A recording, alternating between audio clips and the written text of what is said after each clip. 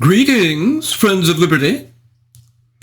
'Tis difficult to believe, but 'twas only in the last century, in 1645, that while Cornwall slept, Muslim raiders from the Barbary coast, sailing forth northwards through the night, either from Tunis, Algiers, or Tripoli, landed near Fowey, and proceeding round the countryside, kidnapped over 200 persons, both common and gentlefolk alike.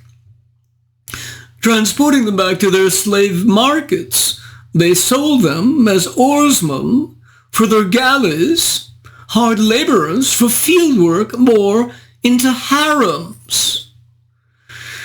These Moorish depredations, as horrific as they were, occurred partly since our navy was not of sufficient size, either to deter them or visit retribution upon their own shores. Ravaging Spain, Italy, Ireland, Scotland, and the western coast of England, the Barbary pirates ranged even so far north as Iceland, taking over 400 captives in 1627. But you might wonder, how was it that these slavers managed, using traditional oared galleys designed for the relatively serene waters of the Mediterranean, to traverse the rough waters of the Atlantic? The remarkable answer is that they managed because they learned how to make and sail a new type of ship for them, European square-rigged sailing vessels. And who taught the Moors this? English and European pirates, the dastards, called renegados since they converted to Mohammedanism. Amongst their infamous number, we count John Ward from Kent and Simon the Dancer, a Dutchman, who personally led the first Moors beyond the Straits of Gibraltar. Thankfully, Simon eventually received his due reward when beheaded by his Turkish friends, though 'twas a misfortune indeed that Mr. Ward died in his own bed instead of dancing at the end of a rope. Now, if we turn to the issue of Mohammedans taking advantage of Europeans whilst they sleep, either in the 17th or in your own 21st century in Europe and England, we need only return yet again to the sublime Bruce Bawer, whose superb Victims' Revolution, The Rise of Identity Studies and the Birth of the Woke Ideology I reviewed here previously. In this book, While Europe Slept, How Radical Islam is Destroying the West from Within, Bawer leads us on a journey from New York through various European capitals and cultures, seamlessly mixing his own personal experiences with the broader and more abstract themes of the clash of civilizations. Bawer begins by relating his own shock when, sitting at his mother's table in her apartment in Queens, drinking a cup of coffee, he learned of the very public murder of Theo van Gogh, the Dutch filmmaker who had teamed with politician Ayaan Hirsi Ali to produce the film Submission, documenting the extensive Islamic abuse of women. Bawer, who had lived in Muslim neighborhoods in Amsterdam and seen their dislike of Western culture, had long thought that by tolerating intolerance in this way, the country was setting itself on a path to cataclysmic social confrontation. Flying to Amsterdam, he then takes us to the site of the murder, the area now filled with bouquets left in honor of Van Gogh. How did Europe respond in the weeks afterwards? Most Muslim groups in Europe refused point blank to condemn the assassination. If for the majority of Europeans a lesson of the murder was the importance of protecting free speech, for many Muslims the lesson was the need for limitations on free speech. As usual, there was the vast difference between the reactions of the elites and those in government and the people. On the one hand, the Dutch Queen couldn't even be bothered to attend Van Gogh's funeral, and in a crushingly disappointing but classically multicultural gesture, emerged from her palace and was driven to a Moroccan youth center where she made friendly chit-chat. The police in Rotterdam, too, actually took down a street mural which had quoted the sixth commandment, "Thou shalt not kill," judged as being too provocative to Muslims. On the other hand, while the public was largely sympathetic, some Muslim schools and mosques were attacked. Having laid out his initial tableau, Bawer turns to one of his primary themes, that of cultural differences between Europeans and Americans, Muslims and Westerners, and left and right, all these potentially instrumental in understanding Europe's response. Let's list some of these differences. Number one, between Americans and Europeans. He notes how, A, Americans' patriotism springs not from a common ethnicity, but from a shared belief in individual liberty. He noting how American informality, curiosity, and openness was refreshing and invigorating. B, how Dutch college students were amazing and often knowing foreign languages, being tolerant of gays like himself, and, attractive for an author, being voracious book readers whose book-buying levels were the world's highest. C, when he decided with his lover to move to Holland in 1998, his father, a refugee from Europe, couldn't grasp the rationality of that decision, since, in his eyes, you didn't move to Europe, you fled it. D, the longer I lived in Europe, the clearer it became that the answer for why Europeans can't be honest about the difficulties with Muslim immigrants lay in the ironclad multiculturalism that ruled the minds of the political media and academic establishment. This multiculturalism is so widespread that Johan Norberg, a Swedish scholar, has given it a name: the one idea state. E, in America, immigrants tend to make the switch to English relatively quickly. By contrast, many European children of immigrants are barely able to speak the language of the country in which they were born. F, he notes how, compared to Europeans, Americans are extremely polite, especially in the Midwest. When I was first in Minneapolis and strangers on the street or in a shop would say hello and smile at me, I thought they were drug dealers or were coming on to me or something. 2, comparing Muslims and Europeans, he notes how, A, characteristically, Muslims in Europe are often separate from the rest of Dutch society, living in vast concrete suburbs. He's saying, across the continent, Islam was a huge and growing presence, yet Muslims were segregated to an extraordinary degree. B, in their Muslim community, members keep a very close eye on one another, and the power of clan and community leaders is absolute. Much income is remitted back home, with many even owning second residences in their ancestral villages, purchased with the money they've earned or received in government support in Europe. C, arranged marriages, either for boys or girls, with forced sex for girls, are often concluded with partners from the old country, with some men even having additional wives and children there who live off their European income. Some immigrant families, indeed, are not really immigrants at all. They maintain a European residence, which enables them to collect a variety of benefits, but spend most time back in the old country.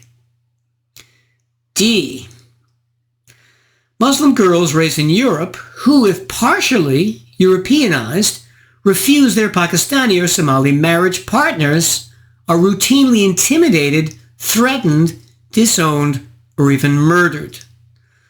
A well-known case involved a young Swedish woman named Fadima Sahindal, who'd become a media star after refusing to submit to a forced marriage, and whose ethnically Swedish boyfriend also later died under mysterious circumstances. The vast majority of Muslim honor killings are likely never discovered and prosecuted.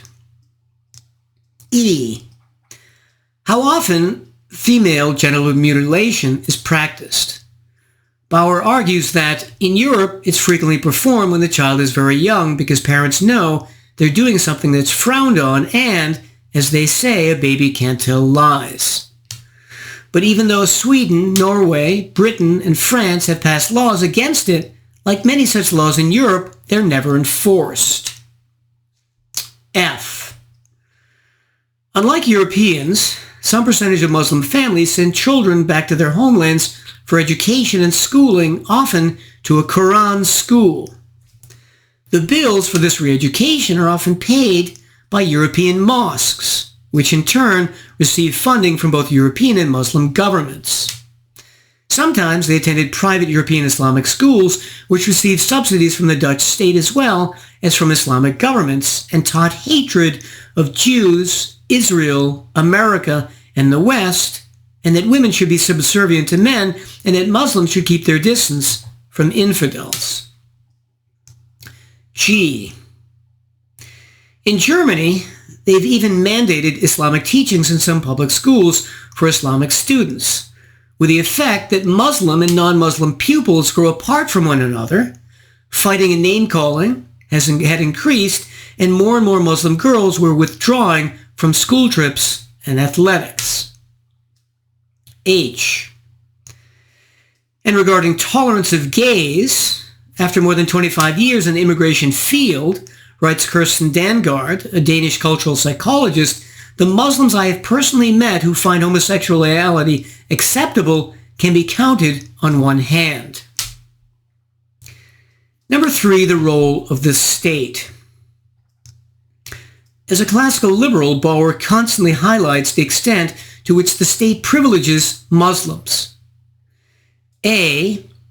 In Norway, the welfare state handouts come in a wide variety of forms, among them public assistance, unemployment benefits, relief payments, child benefits, disability, cash support, and rent allowance. Thus, in Denmark, Muslims make up 5% of the population, but receive 40% of the welfare outlays. Statistics for other countries are comparable. This even starts in the refugee camps, where if you told them that you had spent all your money at the beginning of the month and didn't have any left, they gave you some more. B. Since the effect of dispersing welfare is for the state to subsidize fundamentalist and Islamist values, we find, not surprisingly, that the 4 attackers in London's 7/7 bombings got £500,000 in welfare benefits from the British government, and that an incendiary Muslim preacher was getting £331 a month in incapacity benefit and £183 a month in disability living allowance, a housing benefit, and a council tax benefit, not to mention his wife's welfare intake of at least £1,300 a month. C. As mentioned, contrary to America, European states often discourage the integration of Muslims into the labor and housing markets. So, for an example, an immigrant doctor was refused any position in the Norwegian health service despite being highly qualified. Social services telling him, go to your own country and work as a doctor there, but not here. And a highly qualified Paraguayan immigrant changed his last name from Dominguez to Meerland and immediately got a job in Norway he'd been denied for years. D. One Dutch policy was specifically known as integration with maintenance of one's own identity, that enabled Muslims to establish an extensive separate culture within the Netherlands, complete with government-funded schools, mosques, community centers, and other institutions. As a consequence, one individualistic Iraqi immigrant was actually told by a social worker, "You are a Muslim, Walid, and you must not lose your identity. If you become Norwegian, we will not see you as you are." E. What are the results of a policy of non-integration? In terms of Muslim birth rates, already in most of Western Europe, 16 to 20% of children are Muslims. Within a few years, every 5th or 6th young adult in Western Europe will be Muslim. Within a couple of generations, many countries will have Muslim majorities. What do Muslim fundamentalists say to this? One said, Muslims have a dream of living in an Islamic society. This dream will surely be fulfilled in Denmark. We will eventually be a majority. F. And what are the effects on crime rates? Muslims uniformly are more criminal than their percentage in the population. In Germany, for example, all immigrants, whether Muslims or not, make up only 1/8 of the population, but commit about 75% of the homicides of the other 7/8. In France, 70% of prisoners are Muslim. In Amsterdam, 40% of the Moroccans between age 15 and 17 are involved in crime. And in sexual crimes, Muslims are off the charts, having much higher rates than their percentage of the population, in Norway committing 65% of rapes. Wife-beating, too, is estimated at 90% of couples, but with immigrants, the police just look the other way. And anti-Semitism? Naturally on the rise everywhere in Europe. So now, seeing Bawer's comprehensive description, let's consider how to solve the problem presented by Islamic immigration. In order to do that, however, I would ask you to momentarily indulge me as I present my own theory of why difficulties occur in any society or civilization. It's called the two-factor theory. First, all civilizations experience an unavoidable lack of knowledge.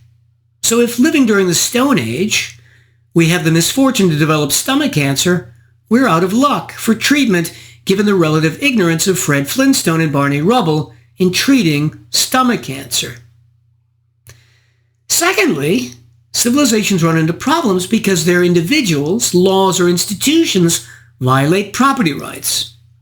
Typical examples here would be the Great Depression, caused by the rights-violating Federal Reserve and Franklin Roosevelt's policies. The Dust Bowl in the U.S., caused by the rights-violating restrictions of the Homestead Acts. The rise of racism in the U.S. in the 19th century, caused by Southern slavery and later Jim Crow laws. And finally, the recent rise of woke and other ideologies caused by public higher education and anti-discrimination laws. In other words, we can know a priori that all civilizational difficulties are caused by one or both factors. A, unavoidable ignorance, and or B, rights violations. That's it. That exhausts the alternatives.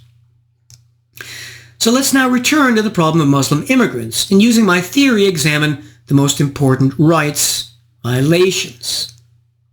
Number one, the welfare state.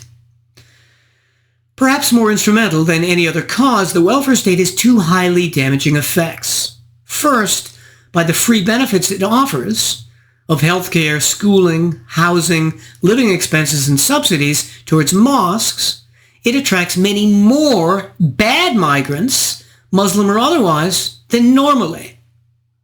Secondly, these welfare benefits, once the immigrants have arrived, allow the statistically more irrational and violent Muslims to maintain their harmful beliefs because they don't have to integrate with European society in work, housing, or marriage.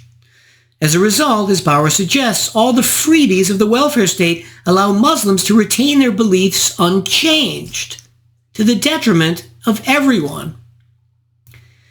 Number two, the lack of punishment of Muslim crimes. Instead of European countries punishing Muslim immigrants for their female genital mutilation, forced marriages, rape in marriage, beating of wives, curtailment of female freedoms, and public assaults, European law enforcement agencies and the judiciary usually allow these crimes to continue or impose moderate sentences.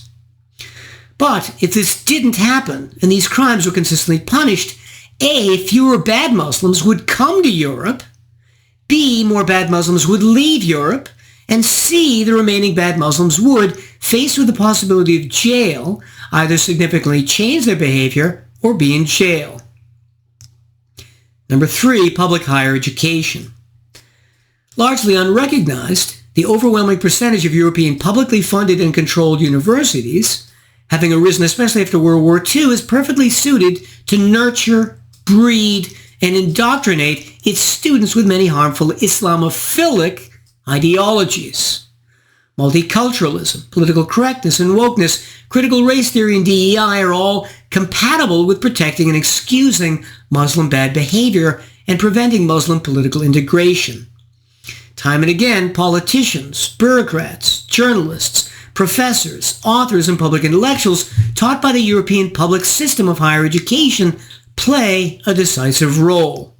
The solution? Privatizing all higher education. This would cripple the multiculturalism that now prevents England, Germany, Holland, and other European countries from confronting and integrating their Muslim populations. Number 4, state broadcasting. The BBC in England and German channels funded through a television license tax are automatically liberal, like NPR is in the US, and thus A, either avoid reporting Muslim crimes and misdemeanors, or B, constantly excuse these. Number 5, hate speech laws. All these usually protect criticism of Muslim irrationality and crimes. Repeal them. Number 6, bureaucratic labor laws. Naturally, the Eurozone not having a free market system of labor and employment, having bureaucratic red tape, laws, and administrators, this all interferes with the ability of employers to hire immigrants, thus preventing their occupational integration and making them more reliant on state welfare. Number 7, weapons laws. Highly destructive in Germany, Britain, and other European countries is the rights-violating inability of responsible citizens to acquire knives and handguns to protect themselves and their families from Muslim criminals and others, especially since the police don't do their job anymore, so the public would have to. As happens throughout the US, the more you license responsible citizens to carry firearms, as used to happen in Britain, the more crime goes down. Down. Holland. So, for example, if responsible citizens in Holland had been allowed to carry firearms, they might have prevented Theo van Gogh and many others from being killed or assaulted in public, as constantly happens. Finally, number 8, public pension systems. Even if the rights violations of mandated public pension systems come into play, one reason that Germany started and continues inviting in so many Turkish and other guest workers is because their public pension system, like the American Social Security system, is a pay-as-you-go Ponzi scheme going bankrupt. This means they need to feed as many young people into the bottom of the pyramid as possible since there aren't enough native-born Germans. This, too, motivates more Muslim immigration. So in conclusion, Bawer here gets an A, documenting the multifarious weaknesses of British and European society and the obvious solutions which A, would reduce the number of bad immigrants, and B, force those remaining to live by more productive and peaceful lives or go home. Happy for my part that in the 18th century England, all citizens have the free use of weapons, which puts the fear of God into all potential criminals, intimidating them and inhibiting their crimes. I bid you well and remain the Scarlet Pimpernel.